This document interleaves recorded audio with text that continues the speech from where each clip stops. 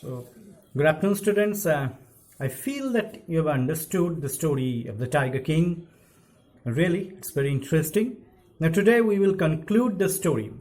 Now, so far we discussed that the Tiger King knew that he killed 100 tigers.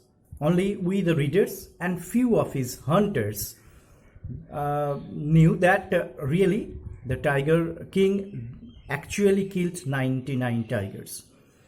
But so far what happened we discussed earlier. So today we are going to discuss the remaining part of the story, the Tiger King. Now it happened, we know that as the Tiger King had promised that unless he could kill 100 tigers, he would not give any attention to any of his duties. Now, as he is sure that he had killed 100 tigers, now he had given his attention to his royal duties. And afterwards, what happened then? So let's start from there. That a few days later, the Maharaja's son's third birthday was celebrated. Until then, the Maharaja had given his entire mind over to tiger hunting. We know that it is true, as the Maharaja told, that unless he could kill 100 tigers, he is not going to give any attention to any other work. So his prime objective was to kill 100 tigers first. And now he has reached to his aim. Now, in that time, after a few days of this completion of his project, it was the third birthday of his son. And first and the second birthday was not celebrated so gorgeously, as the Tiger King was busy in his expedition of killing tigers. Now he had no time to spare for the crown prince. So far he did not have the time to spare. But now the king turned his attention to his child. As I told, that now he has decided, okay, let's celebrate the third birthday of his son with more grandeur. Now he wished to give him some special gift on his birthday.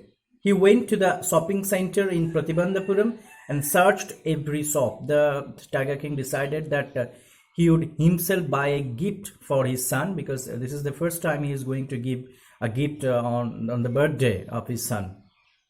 But couldn't find anything suitable. He just roamed around various shops, shopping complex of Pratibandhapuram, but he could not find a very fitting gift for his son.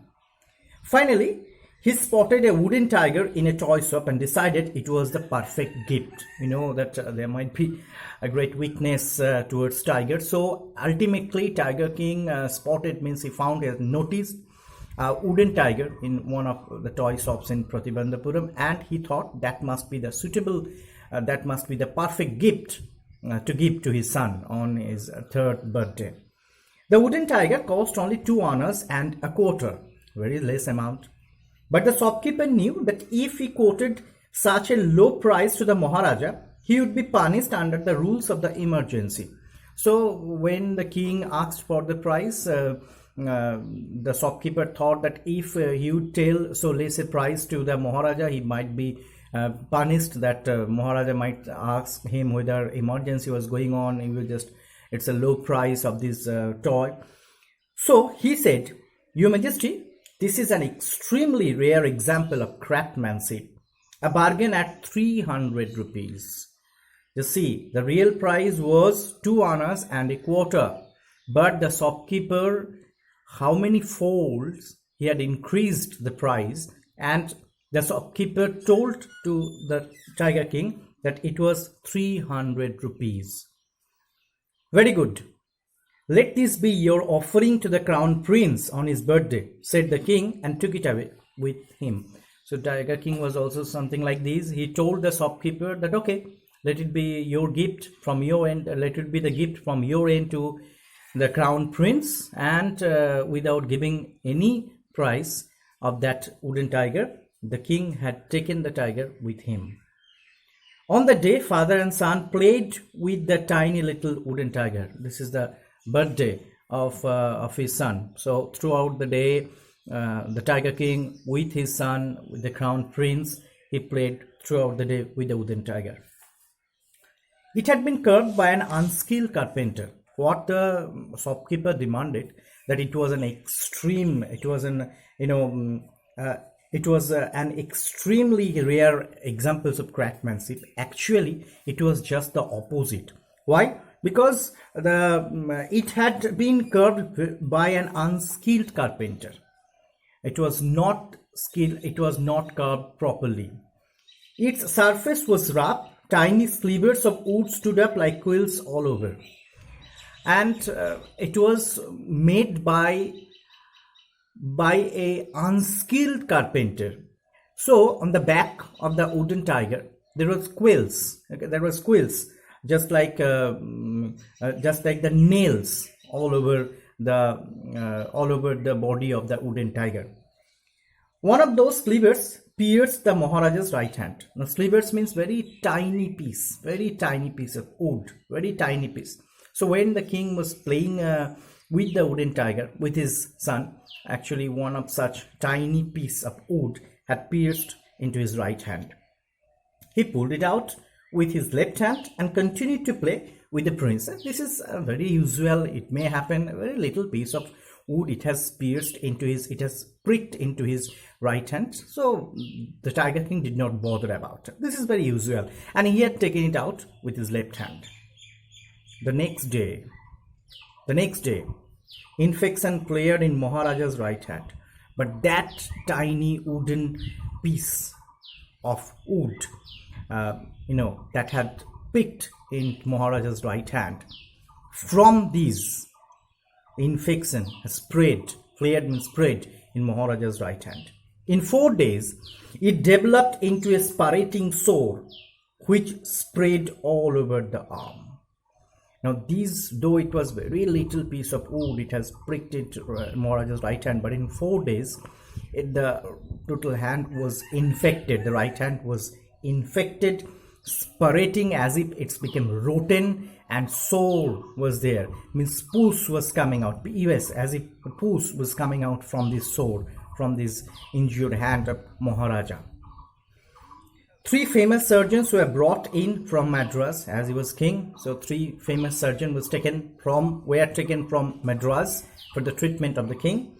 After holding a consultation, they decided to operate. And the 3 surgeons, they actually, there was a board of the doctors, the 3 surgeons, actually they decided, and afterwards they resolved that they will have to operate the Tiger King's right hand.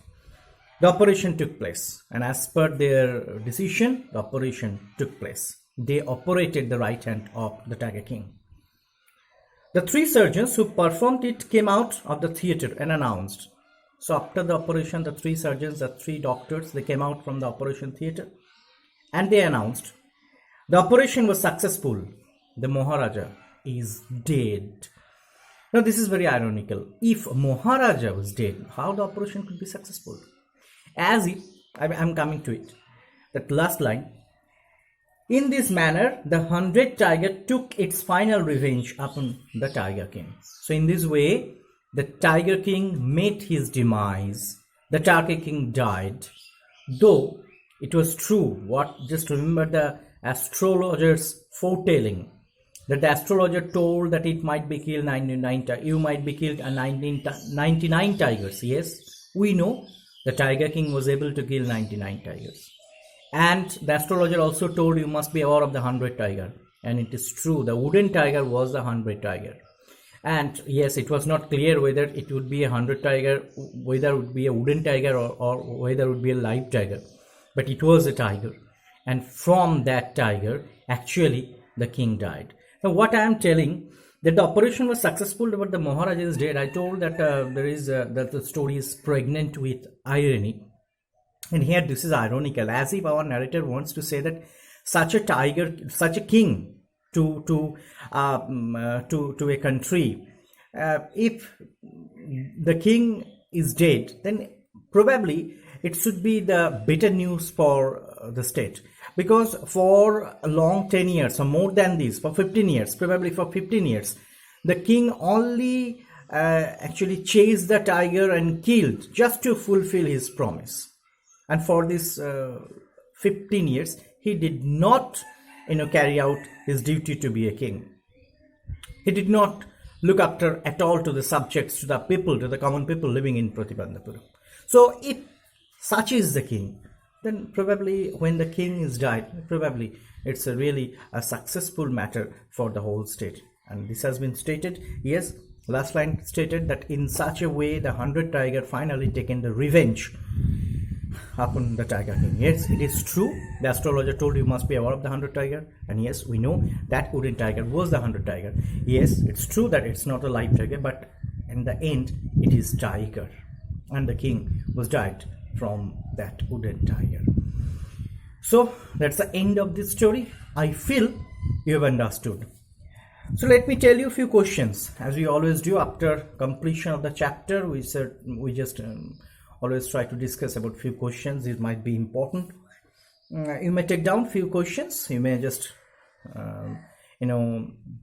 prepare the answers of this question. It's very simple. You will find this, that in the very beginning there is a read and find out that who is the tiger king, why does he get the name. Now this might be the question, that how does the tiger king was known as, how does the tiger king get his name, how does the tiger king get his name as tiger king.